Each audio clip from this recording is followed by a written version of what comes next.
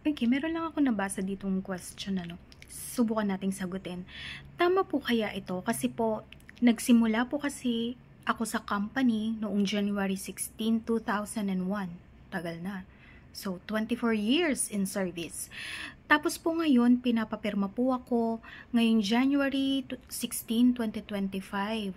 Bago daw po kontrata. Tama po kaya yan? Okay. So, new contract po yung pinapapirmahan kay sender.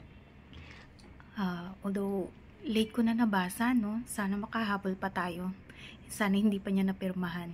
Okay. So, 2001 pa siya nag-start sa company. Ano na ba yung status niya after 24 years?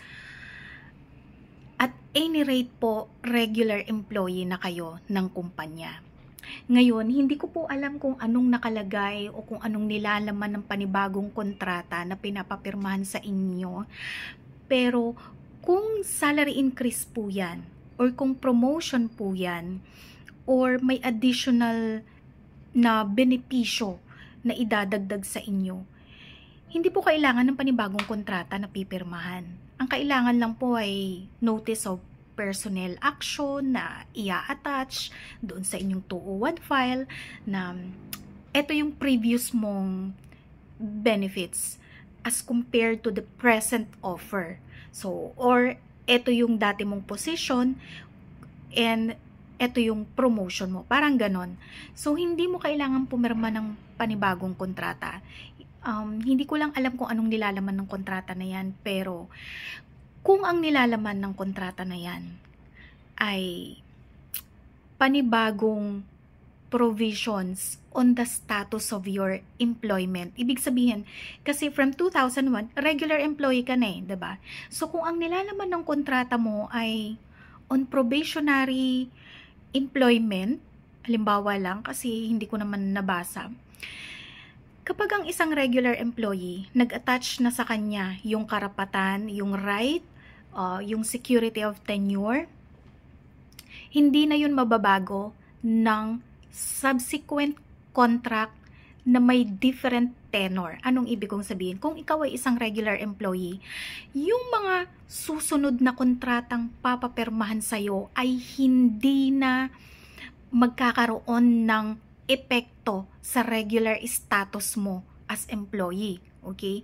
So, kung halimbawa, regular ka na, pinapapirmahan ka ng probationary employment contract, hindi na po nun mababago yung status mo as regular employee. Walang magiging epekto yun sa'yo. Paano halimbawa, regular employee ka na? After 24 years ba naman eh? So, by operation of law, regular ka na. Pinapapirmahan ka ng project employment contract. Pwede pa ba yun? Hindi rin pwede. Kasi nag-attach na sa'yo yung security of tenure, yung right mo to security of tenure. Tandaan po ninyo, etong labor code natin, ang pinagmulan po nito ay yung policy ng ating constitution na protektahan ang mga manggagawa. So, kapag may mga nakasaad sa kontrata ng isang empleyado o sa pulisiya ng kumpanya sa kanilang patakaran na kontra doon sa labor code, yun pong kontrata nila, yun pong company policy na yan ay pwedeng ipawalang bisa ng korte dahil labag ito sa sinasabi ng labor code. Ganun po yun. Kaya po, meron tayong tinatawag na social justice policy sa ating constitution. Ang aim po nito ay para maprotektahan yung working class. Okay, ngayon. Yung sinasabi natin na dun sa kontrata, yung regular status mo, hindi na yun ma-alter ng kahit na ano pang kontrata na ipapapirma sa'yo ng iyong employer after mong maging regular sa kanyang kumpanya. Okay? So, hindi ka na pwedeng papirmahin ng panibagong probationary contract kasi regular ka na. Hindi ka pwedeng papirmahin ng project employment contract kasi regular employee ka na. Hindi na yun ma-alter yung status mo as regular employee ng kahit anong subsequent contracts na papipirmahan sa'yo. O ngayon, eto naman. Halimbawa, regular ka sa kumpanya. Inilipat ka ng agency, pero dun ka pa rin nagtatrabaho sa kumpanya. pinapirma ka lang ng new contract under agency. Pwede ba yon? Hindi po. May actual case na nangyaring ganyan. Rider sila ng isang restaurant and then pinagbakasyon sila. Pagbalik nila, pinilipat sila sa agency, pinapirma sila ng bagong kontrata. Nag-file po ng illegal dismissal ang mga riders. Alam nyo po, panalo ang mga riders laban sa restaurant and laban sa agency. Okay? Sinabi po nila na itong agency na to ay manpower or labor-only contractor kasi kinuha lang niya yung mga empleyado pero dun pa rin nagtatrabaho sa kumpanya na yon. So parang sinupply lang niya as labor, as manpower. So ibig sabihin pinagbabawal yun ng batas kaya ang tunay na employer nila ngayon ay yung kumpanya and nagtatrabaho na sila bago pa man nag-start sa agency, bago pa sila pumirma ng kontrata sa agency, nagtatrabaho na sila sa kumpanya na yon. So, hindi sila po pwedeng gawing agency employee na regular na yung status nila doon sa kumpanya. Kaya nga po kung papansin ninyo, sa probationary employment, ang may burden of proof, yung sino ba ang dapat magpatunay na ikaw ay probationary employee? Okay. Kasi hindi dahil sa sinabi mong probationary employee ka ay yun na yun. May requirements po yan sa batas. Okay? Yung probationary employment, ganito. Yung reasonable standards para mag-qualify ka as a regular employee from probationary status. Dapat nasabi sa'yo ng iyong employer at the start of your engagement or employment. Umpisa pa lang, dapat naipaliwanag na sa'yo yung reasonable standards para mag-qualify ka as regular employee.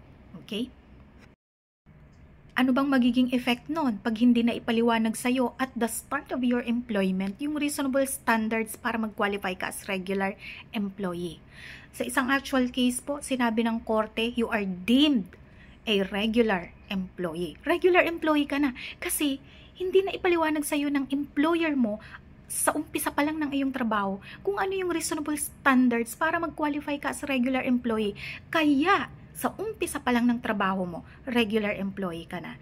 So, tignan nyo yun yung burden of proof, yung magpapatunay na ikaw ay isang probationary employee, ay sa employer, hindi ikaw.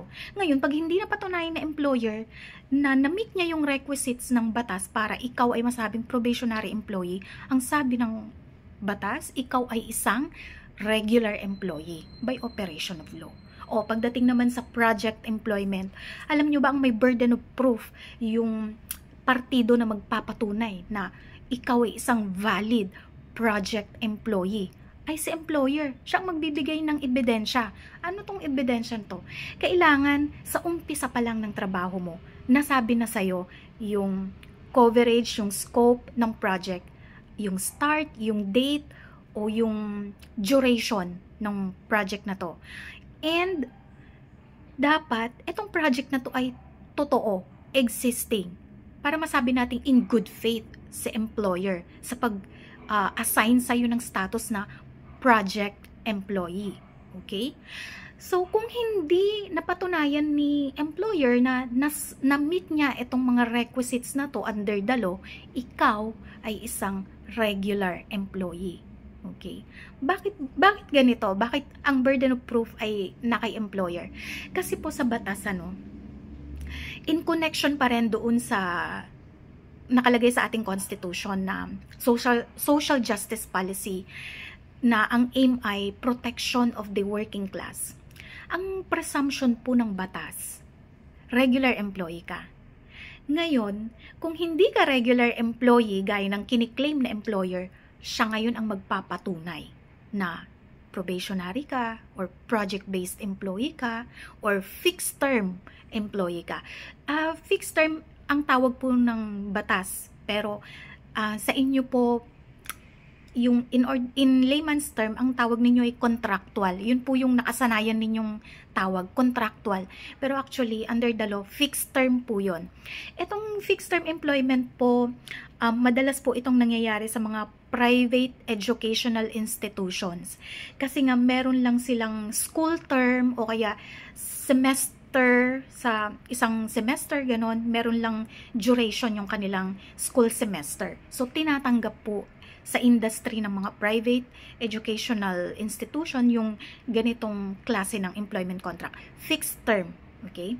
Ngayon, yung project employment naman, kinikilala po ito sa construction industry, sa mga construction workers, sa mga laborers, skilled, ganon. Sa construction industry po, tinatanggap yung project-based employment. Pero meron din akong nabasang isang actual case kung saan sa BPO industry, tinatanggap din po yung project. Na-hire si call center na magsilbi sa isang project and yung kanyang employment contract ay coterminous doon sa project. So, ibig sabihin, pag naalis na yung account na yon dito sa BPO na to, mata-terminate na rin si call center. So, tinatanggap din po ang project-based employment agreement sa BPO industry. So, BPO and construction industry. So, yun. So, para po dun sa nagtanong, kung dapat po ba ninyong pirmahan yung panibagong kontratang pinipirmahan sa inyo, hindi na po kailangang pirmahan. Kasi alam nyo po, yung kontrata po ninyo bilang isang regular employee ay hindi nag-e-expire. Matatapos lamang po yan kung nag-resign kayo o tinanggal kayo ng inyong kumpanya.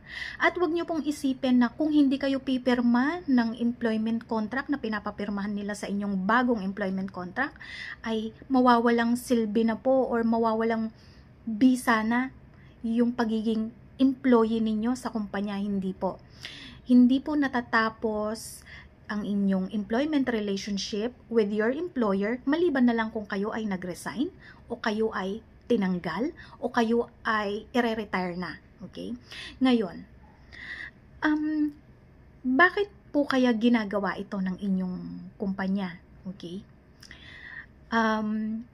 Maaaring isa lang ito sa mga iniisip ng inyong kumpanya, kaya pinapapirmahan nila kayo ng panibagong kontrata is para dun sa length of service na hindi magtuloy-tuloy. Okay? Kasi parang ang ginagawa nila, pinutol nila yung inyong employment relationship na supposedly nag-start kayo ng 2001. So, by giving you a new contract ngayong 2025, so parang new employee kayo, yung kanilang ginagawa, So, pinuputol nila yung length of service ninyo. So, wag po kayong pipirma